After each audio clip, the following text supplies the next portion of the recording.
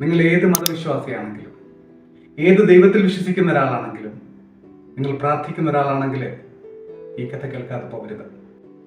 ഇതൊരമ്മയുടെയും മകന്റെയും കഥയാണ്. ഒരുപക്ഷെ ജീവിതത്തിലെ മൂല്യങ്ങൾ ഏറ്റവും നന്നായിട്ട് നമുക്ക് പഠിപ്പിച്ചു തരാൻ കഴിയുന്നത് നമ്മുടെ മക്കൾക്കായിരിക്കും എന്ന് പറഞ്ഞു തരുന്നൊരു കഥ. ഈ കഥയിലെ അമ്മ എൻ്റെ ഒരു സുഹൃത്താണ്. പാരമ്പര്യമായിട്ടും മതപരമായിട്ടും തനിക്ക് കിട്ടിയ നന്മകളൊക്കെയും തനിക്ക് കിട്ടിയ മൂല്യങ്ങളൊക്കെയും തൻ്റെ മക്കൾക്ക് കൂടി പകർന്നു കൊടുക്കണമെന്ന് ആഗ്രഹിക്കുന്ന മനസ്സിൽ നന്മയുള്ള ഒരമ്മ. 2 മക്കളിൽ ഇളയവന് 10 വയസ്സാണ്. അവൻ്റെ കുറേ നാളായിട്ടുള്ളൊരു ആഗ്രഹമാണ് സ്കൂളിൽ പോകാൻ സ്വന്തമായിട്ടൊരു പുതിയ സൈക്കിൾ വേണമെന്നുള്ളത്. പക്ഷെ പ്രവാസിയായിരുന്ന ഭർത്താവ് കിഡ്നി രോഗം ബാധിച്ച് തിരികെ വന്ന് ജോലിക്ക് പോകാൻ പറ്റാത്തൊരവസ്ഥയിൽ കുടുംബത്തിൻ്റെ സാമ്പത്തിക ഭാരം മുഴുവൻ തൻ്റെ ചുമലിലായിരുന്നവർക്ക് മകൻ്റെ ആഗ്രഹം സാധിച്ചു കൊടുക്കാൻ കഴിഞ്ഞിട്ടുണ്ടായിരുന്നില്ല. ഇതിപ്പോൾ അവൻ തന്നെ കണ്ടുപിടിച്ചതാണ്. സെക്കൻഡ് സാധനങ്ങൾ വിൽക്കുന്ന ഒരു ഓൺലൈൻ സൈറ്റിലെ കാഴ്ചയിൽ കൊള്ളാവുന്നതും എന്നാൽ അധികം വില ചോദിച്ചിട്ടില്ലാത്തതുമായ ഒരു പഴയ സൈക്കിൾ. അവൻ്റെ ഒരേ നിർബന്ധത്തിന് വഴങ്ങിയിട്ടാണ് മഴ തോർന്നൊരു വൈകുന്നേരം തങ്ങളുടെ പഴയ കാറിൽ മകനെയും കൂട്ടിയിട്ട് അവർ തങ്ങളുടെ ചെറിയ പട്ടണത്തിന് പുറത്തുള്ള ഗ്രാമത്തിലേക്ക് യാത്രയാവുന്നത്. മഴക്കാലമായതുകൊണ്ടാണ് റോഡിൻ്റെ ഇരുവശങ്ങളിലും ഒരാൾപ്പൊക്കത്തിൽ കാട് വളർന്നു നിൽക്കുന്നുണ്ട്. പരന്നു കിടക്കുന്ന കശുമാവിൻ തോട്ടങ്ങളും ഉപേക്ഷിക്കപ്പെട്ട ചെങ്കൽപ്പണകളും മാത്രമുള്ള വിജനമായിട്ടുള്ള ഏരിയ. ആകാശം ഇരുണ്ടും മൂടി വരുന്നത് കൂടി കണ്ടപ്പോൾ അമ്മയുടെ മനസ്സിൽ വേവലാതി കൂടി വരുന്നുണ്ട്. പക്ഷെ മകൻ്റെ മുഖത്ത് നോക്കിയപ്പോൾ സന്തോഷം മാത്രം. സ്വന്തമായിട്ട് സൈക്കിൾ കിട്ടാൻ പോകുന്നതിൻ്റെ സന്തോഷം. കാറ് ഒരു കയറ്റം കയറി തുടങ്ങിയപ്പോഴേക്ക് മഴ വീണ് തുടങ്ങിയിരുന്നു. ആ കയറ്റത്തിൻ്റെ നടുവിലൊരു മനുഷ്യൻ അത്യാവശ്യം ഭാരമുള്ളൊരു കെട്ട് ചുമലിൽ വെച്ചിട്ട് നടന്നു നീങ്ങുന്നത് പിന്നിൽ നിന്ന് അവർക്ക് കാണാൻ പറ്റുന്നുണ്ട്. മഴ വന്നതുകൊണ്ടും പിന്നിലൊരു വാഹനത്തിൻ്റെ ശബ്ദം കേട്ടതുകൊണ്ടും ആ മനുഷ്യൻ റോഡിലേക്ക് തിരിഞ്ഞ് കൈ കാണിക്കുന്നുണ്ട് പ്രതീക്ഷയോട് കൂടിയിട്ട്. അമ്മ വണ്ടി നിർത്തി കൊടുക്കുക, ഇവിടെ കയറി നിൽക്കാൻ പോലും ഒരു സ്ഥലമില്ല. നമ്മൾ വണ്ടി നിർത്തി കൊടുത്തില്ലെങ്കിൽ ആ ചേട്ടൻ ഈ മഴ മുഴുവൻ കൊള്ളേണ്ടി വരും. മകൻ്റെ വാക്കുകൾ കേട്ടപ്പോൾ അമ്മയുടെ കാലുകൾ ബ്രേക്കിലേക്ക് പോയതാണ്. പക്ഷെ അടുത്ത നിമിഷം അവർ ആലോചിച്ചത് അവരുടെ സുരക്ഷയെക്കുറിച്ചാണ്. തനിക്കറിയാത്ത നാടാണ്, മോശം കാലാവസ്ഥയാണ്. അപരിചിതനായ ഒരു മനുഷ്യനെ വാഹനത്തിൽ കയറ്റിയാൽ അത് തൻ്റെയും മകൻ്റെയും സുരക്ഷയ്ക്ക് ഭീഷണിയാകുമെന്ന് ആ അമ്മ വേവലാതിപ്പെടുന്നുണ്ട്. വണ്ടി നിർത്തിയാൽ ശരിയാവില്ല മോനെ എന്നും പറഞ്ഞിട്ട് അവർ വണ്ടി മുന്നോട്ടെടുക്കുകയാണ്. പിന്നീട് ഒരുപാട് ദൂരം പോകാനുണ്ടായിരുന്നില്ല അവർക്ക്. ആ കയറ്റം കഴിഞ്ഞ് ഒരു വളവ് കൂടി കഴിഞ്ഞപ്പോൾ അവർക്ക് എത്താനുള്ള വീടെത്തി എന്ന് ഗൂഗിൾ മാപ്പ് പറയുന്നുണ്ട്. ആ വീടിൻ്റെ പോർച്ചിൻ്റെ ഒരു മൂലയിൽ മകൻ പ്രതീക്ഷിച്ച സൈക്കിൾ ഉണ്ടായിരുന്നു. പക്ഷെ അത് കണ്ടതേ അവൻ്റെ മുഖം പാടി. ഫോട്ടോയിൽ കാണുന്നൊരു ഭംഗി മാത്രമേ അതിനുണ്ടായിരുന്നുള്ളൂ. ഒറ്റ നോട്ടത്തിൽ തന്നെ അത് വാങ്ങേണ്ടതില്ലെന്ന് തീരുമാനിച്ചിട്ട് അവർ മകൻ്റെ മുഖത്തേക്ക് നോക്കിയപ്പോൾ അവൻ്റെ തീരുമാനവും അതുതന്നെയാണെന്ന് അവർക്ക് മനസ്സിലായി. പിന്നീട് അവർ വളരെ പെട്ടെന്ന് അവിടുന്ന് മടങ്ങുകയാണ്.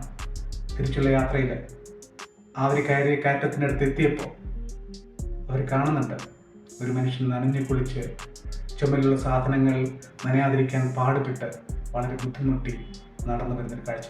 അടുത്തെത്തിയപ്പോഴാണ് അത് പ്രായമുള്ളൊരു മനുഷ്യനായിരുന്നു എന്ന് നമുക്ക് മനസ്സിലാവുന്നത്. നേരത്തെ പിന്നിൽ നിന്ന് കണ്ടതുകൊണ്ട് ആളുടെ പ്രായം വ്യക്തമായിരുന്നില്ല. അവൾക്കതൊരു സങ്കടക്കാഴ്ചയായിരുന്നു.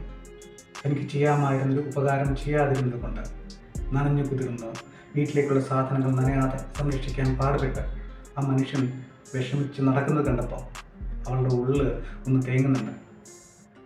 മകൻ്റെ മുഖത്തേക്ക് നോക്കിയപ്പോൾ അവിടെയും സങ്കടമാണ്. മകൻ്റെ സങ്കടത്തിൻ്റെ കാരണം വലിയ പ്രതീക്ഷയോടെ വന്നിട്ട് ആ സൈക്കിൾ വാങ്ങാതെ പോകുന്നതാണ് എന്നവൾക്കറിയാമായിരുന്നു. എന്ന് മാത്രമല്ല, കനത്ത മഴയത്ത് അവരുടെ പഴയ കാറിൻ്റെ വിൻഡോ വീടിങ്ങിൻ്റെ ഇടയിലൂടെ ഒലിച്ചിറങ്ങുന്ന മഴവെള്ളം അവൻ്റെ ചുമലുകളെ നനയ്ക്കുന്നത് അവനെ അസ്വസ്ഥനാക്കുന്നുമുണ്ട്.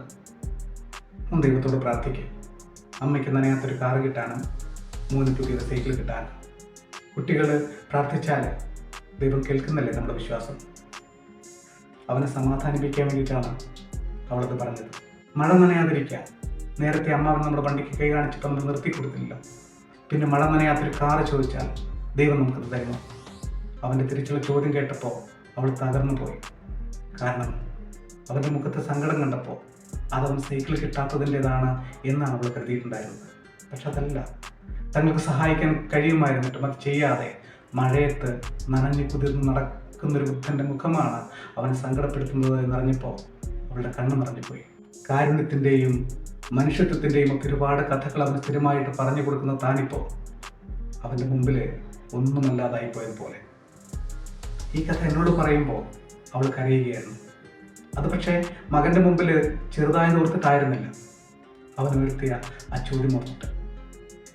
ഒന്ന് ആലോചിച്ച് നോക്കിയാൽ ആ 10 വയസ്സുകാരൻ്റെ ചോദ്യം അവൻ്റെ അമ്മയോട് മാത്രമായിരുന്നില്ല, അതെന്നോടും നിങ്ങളോടും കൂടിയുള്ളതാണ്.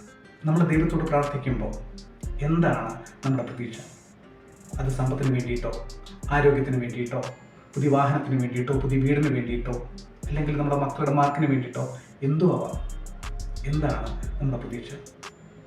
ദൈവം നേരിട്ടിറങ്ങി വന്നിട്ട് നമുക്ക് സമ്പത്ത് കൊണ്ടുതരുമെന്നാണ്? അല്ലെങ്കിൽ ദൈവം നേരിട്ടിറങ്ങി വന്നിട്ട് നമ്മൾ ചികിത്സിക്കുമെന്നാണ്? അതുമല്ലെങ്കിൽ ദൈവം നേരിട്ടിറങ്ങി വന്നിട്ട് നമ്മുടെ മക്കൾക്ക് മാർക്ക് വാരിക്കോരി കൊടുക്കുമെന്നാണ്? അല്ലല്ലോ. സമ്പത്തുണ്ടാക്കാനുള്ള വഴിയായിട്ട് ദൈവം വരുമെന്നല്ലേ? നമ്മളെ ചികിത്സിക്കാനുള്ള നല്ലൊരു ഡോക്ടറായിട്ട് ദൈവം വരുമെന്നല്ലേ? നമ്മുടെ മക്കളെ നല്ല മാർക്കിലേക്ക് എത്തിക്കുന്ന അധ്യാപകരായിട്ട്, സാഹചര്യങ്ങളായിട്ട് ദൈവം വരുമെന്നല്ലേ? അതിനായിട്ട് ദൈവം ആരെങ്കിലും നിയോഗിക്കുമെന്നല്ലേ? അപ്പം നമ്മുടെ അത്രയും കഴിവും അവസരങ്ങളും ഇല്ലാത്ത മനുഷ്യർക്ക് വേണ്ടിയിട്ട്, അവരുടെ ആവശ്യങ്ങൾ നിറവേറ്റാൻ വേണ്ടിയിട്ട് ദൈവം നമ്മളെയും നിയോഗിക്കുന്നുണ്ടാവില്ലേ? വിശന്നിട്ടും ഒരു നേരത്തെ ഭക്ഷണം ചോദിക്കാൻ മടിക്കുന്ന മനുഷ്യരുടെ കണ്ണുകളിൽ മകളുടെ ഫീസ് കൊടുക്കാൻ തികയാതെ കുറച്ച് നാളത്തേക്ക് ഒരു കൈവായ്പയ്ക്ക് നമ്മുടെ അടുത്ത് വരുന്ന അയൽപക്കത്തെ അമ്മയുടെ അപേക്ഷയിൽ പെരുമഴയത്ത് നനയാതിരിക്കാൻ, നട്ടുച്ച വെയിലിൽ കാല് കൊള്ളാതിരിക്കാൻ നമ്മുടെ വാഹനങ്ങൾക്ക് നേരെ നീളുന്ന കൈകളിൽ ആ നിയോഗം കാണാൻ നമുക്ക് കഴിയുന്നില്ലെങ്കിൽ ദൈവത്തോട് പ്രാർത്ഥിക്കാൻ നമുക്ക് യാതൊരു അർഹതയുമില്ല എന്നല്ലേ ആ മകൻ നമ്മളെ പഠിപ്പിച്ചു തന്നത്? ഈ കഥ ഇഷ്ടമായെങ്കിൽ ലൈക്ക് ചെയ്യാനും കമൻറ്റ് ചെയ്യാനും സബ്സ്ക്രൈബ് ചെയ്യാനും മറക്കരുത്. Thank you for watching.